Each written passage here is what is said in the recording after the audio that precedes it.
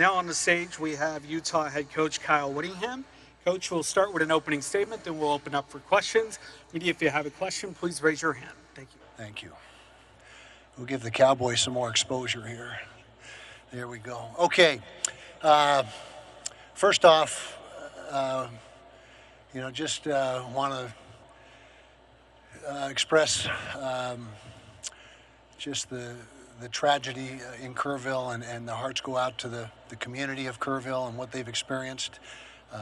Thoughts and prayers with the families of the victims, and just such a tragedy, and just want to let them know that they're first and foremost, at least in my mind, and really such a sad thing, and hopefully they can heal, and just really no words to express other than so sorry for that, and wish them well. As far as University of Utah, coming off a season that was disappointing to say the least. It's not who we have been traditionally, not who we are, but that's the way the season went, so there's no excuses. We just have to be better. I'm excited for this season. We have some things going for us this year. We think we have a tremendous offensive line. It's a great starting point offensively anytime you're good up front, and we feel like we have really good players up there, a couple projected first-round draft choices at the tackle position, 3 seniors inside that have all played good football for us, and really good players. All 3 could get drafted as well, so we expect to be very good up front, which will make life much better for our quarterback, Devin Dampier, transfer from New Mexico. He came with Jason Beck, the offensive coordinator at New Mexico, so he's been able to be in the system that he was in last year. He was like a coach on the field for us in spring ball, a tremendous leader. He was voted to the Leadership Council after having only been on campus for 2 weeks. That's how much his teammates thought of him after being around him for 2 weeks. So he's a dynamic player. True dual threat, rushed for over 1,000 yards, threw for over 2,500 yards. I've been told there's only 4 quarterbacks in NCAA history that have been able to achieve that. So excited to watch him play this fall. And if spring ball is any indication, you guys are in for a treat to watch him play this fall. Defensively, just in general, we've been good on defense literally for decades. We expect more of the same this year. Proud of the way the defense competed last year. They were put in some bad situations, didn't have a whole lot of help last year, but continued to battle and put up some really good numbers on the defensive side of the ball. So anyway, we're excited to get the season going. It'll be here before you know it. Players report 29th of July. We open up on August 30th in the Rose Bowl against UCLA, and away we go. So questions? All right, go to center right, 7th row. Tyler Budd, CF Budge. Coach, you already talked about some of the new offensive additions a little bit. What drew you to Jason Beck as a play caller and a coordinator, and also what added benefit will be there from guys like Dampier that follow him from New Mexico? Well, great question. Myself, our defensive coordinator, Morgan Scally, who is our coach in waiting, did a national search when we had the coordinator position available. Just watching all the tape of the various offenses, the production, the creativity, the innovation, how they use their players. When all was said and done, myself and Coach Scally were on the exact same page that Jason Beck was a great fit for what we're doing and what direction we wanted to go. When we got Jason on board, Devin Dampier, his quarterback in New Mex last year, was eager to stay with Jason and stay in the same offense. So Devin transferred in, having him know the offense and not have any learning curve at all, because he's been through, Jason has complete autonomy to do what he wants offensively. We're going to be almost a carbon copy of what New Mexico was in philosophy. He does a great job, Jason does, of utilizing personnel, getting guys in position to be successful. And so you'll see some different twists than what you saw last year, but that's just because he's making the most of the players that he has available. Devin and the offense at New Mex finished 4th in the nation last year in total offense. Not to be disparaging, but he was pretty much a one-man show and did most of it on his own. And so I'm sure he's excited to be able to operate behind our offensive line. Center left, front row. Steve Bartle, KSL Sports. Coach, after the changes you've made this offseason, how do you feel those changes with your staff, with the players, have meshed with the culture and the identity of the program that you've built over the last 2 decades? I think it's been a good addition to the coaching staff with Jason and Mark Ottoia and Mike and Simon. Those are the 3 new offensive coaches. Coy Detmer is also with us as an analyst on offense. It's been a seamless transition. Spring ball was very productive. Our defensive coaches, I know, are very impressed with what Jason has brought to the table and the difficulty to defend, the formations and the way he utilizes personnel. So far, it's been a good situation. The rubber will hit the road when we start playing in the fall, but I'm excited to see how it goes. Center right, front row. Hey, Coach. Nick Hamilton, Nightcast Media. You spoke earlier about Devin Dampier, about his leadership and how he's been able to ingratiate himself into the culture and as well as with the team. How do you see him having, as far as this season, being able to do that on and off the field, to be able to be an extension of you and your staff while keeping the chains moving?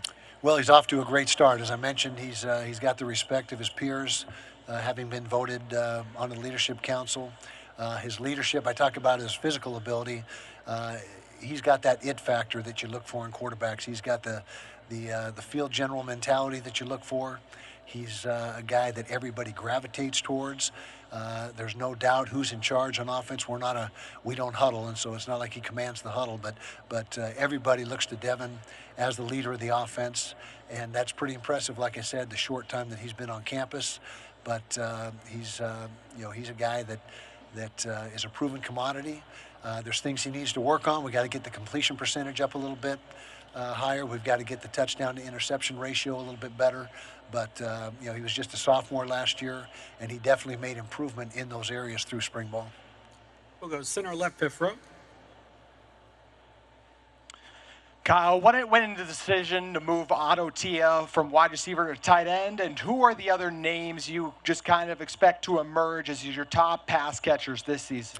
Well, Ottoia, first of all, he's a big kid. He's 225 pounds, and he fights to stay at 225. He's probably bigger than that now, but he's 6'4 plus, and just for what Jason Beck envisions for him, it's a better fit as a tight end. Now, he's not a true inline tight end. He'll be more of an H-back guy where he can move around, flex out, and create some mismatches, hopefully, on offense. But he's a guy that is got a lot of ability, and we just felt in this scheme and what Jason saw through the first couple weeks of spring ball, it was a benefit to him and us to move him into the tight end spot. As far as the wide receiver position, that's probably the biggest question mark on the football team right now as far as the hierarchy, who's going to be wide receiver 1, 2, and 3, etc. We didn't come out of spring with any true pecking order. We've got a lot of good players there. I think we have 4 or 5 transfers at the position, and so that will continue to be a battle and a competition going through fall camp. And probably the most important thing that we can do in fall camp is to sort those wide receivers out and determine who are going to be the go-to guys. We'll go center left, second row. Sammy Mora, UteZone.com, 24/7 Sports. Kyle, there's been a lot of talk about the offense, obviously, rightfully so, with the transition to Jason Beck. But the Utah defense, it brings back quite a few key contributors from last season. What are you looking for specifically from, Lander Barton, Smith, Snowden, Teo Johnson as they head into this season? Well, I would say more of the same. Like I said earlier, the defense has been very consistent, very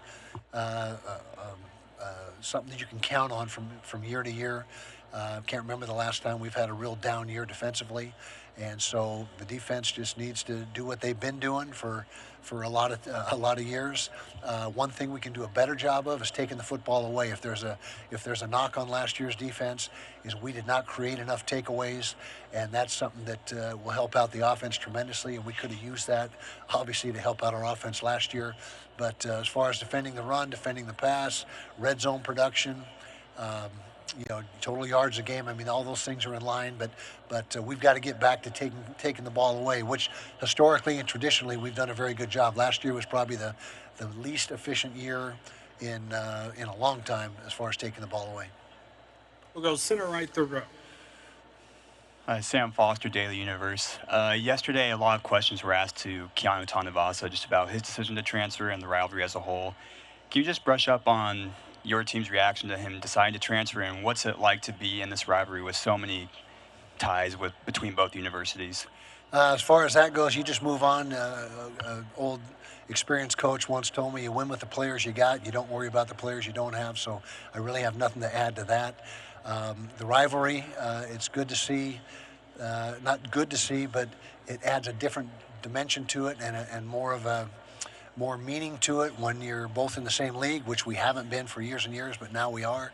And so that not only is a rivalry game, but a game that could and should be instrumental in who ends up winning the Big 12. So in that respect, it's ratcheted up quite a few notches and back to where it was, the feel of where it was when we were in the Mountain West Conference together. We'll go center right, second row. Coach Lynn Henry to State Line Power 5. How you doing today? Good, thank you. That's good to hear. So can you talk about your defensive coordinator, Morgan Scaly, and what he means to your program, considering, I mean, he played for Utah, was a graduate assistant, spent his whole coaching career with the Utes, and I guess he's supposed to be your successor whenever you decide to retire, I guess, I don't know. But can you explain what he means to the program and to you? Yeah, well, he is the coach in waiting, the head coach in waiting, which, as I understand it, when it's time for me to hit the highway, he's the next guy in line, and that's contractually in place as of now. I've known Morgan for, 25 years, 30 years, recruited him to Utah, coached him as a player, hired him as a GA, hired him as a full-time coach, promoted him to defensive coordinator. I mean, me and Morgan have many of the same philosophies, many of the same teaching techniques, the fundamentals. We've always been on the same page from a recruitment standpoint, the personnel, the type of players we need at Utah, and I have no doubt that when his time comes to lead the program, he'll do a terrific job, and he'll be more than ready for it. Time for one final question. We'll go center left, sixth row. Kyle, Jake Hatch, Locked On Podcast Network. I wanted to ask you about your offensive line. You talked about you have Lomu as potential first-round picks. Are you willing to declare this offensive line the best in the country? We hope it. Oh, best in the country? That's a tough statement because I haven't studied the entire country as far as what people have coming back. But I can say with confidence we should be the best offensive line since I've been at the University of Utah, which has been forever. And so, we're going to lean on them heavily. And if they play like we think they're going to play, that's going to be a huge plus for our offense. But as far as weighing them nationally, you'd have to ask Phil Steele or someone like that what his thoughts are. Thank you for your time. Thank you. Appreciate you.